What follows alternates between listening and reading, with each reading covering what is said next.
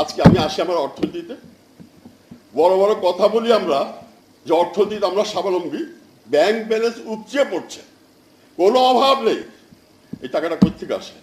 আমার গ্রামের ওই ছেলেমেয়েরা যারা 70-80 লক্ষ গার্মেন্টসে এসে কাজ করছে, নিজের মাথার ঘাম পায়ে ফেলে সারাদিন কাজ করে যে ফরেন কারেন্সির উপার্জন হচ্ছে, সেইটা আমার ইনকাম। আমার গ্রামের বাবা মারা তাদের নিজেদের জায়গা জমি বন্ধক রেখে ছেলে মেয়েদের বিদেশে পাঠাচ্ছে। প্রায় 1.5 থেকে 2 কোটি বৈধ অবৈধ মানুষ আমার বিদেশে কাজ করেন। তাদের অর্জিত ফরেন কারেন্সি আমার রেমিটেন্স, আমার ব্যাংক ব্যালেন্স ফুলে উঠছে।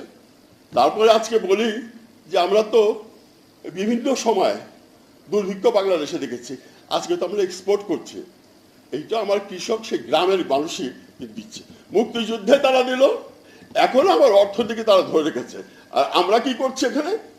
আমার শিল্প, যেটা নিয়ে আমি গর্ব করতাম, যেটা নিয়ে আমরা বলেছিও 69-এ, আমার পাট শিল্প, সেই পাট শিল্পকে আমরা ধ্বংস করে দিলাম। আলমজি বাওয়ানি ফিনিশ, যে পাট নিয়ে গর্ব ছিল সমস্ত বিশ্বে, যার পরিচিতি ছিল, আজকে সেই পাট কলকারখানাগুলি ধ্বংস করে দিলাম। আমরা পেপার মিলগুলি ধ্বংস করে দিলাম। যতগুলি কলকারখানা, আমাদের উৎপাদনশীল জায়গা যেগুলি ছিল, সেই জায়গাগুলিকে আমরা ধ্বংস করে দিলাম।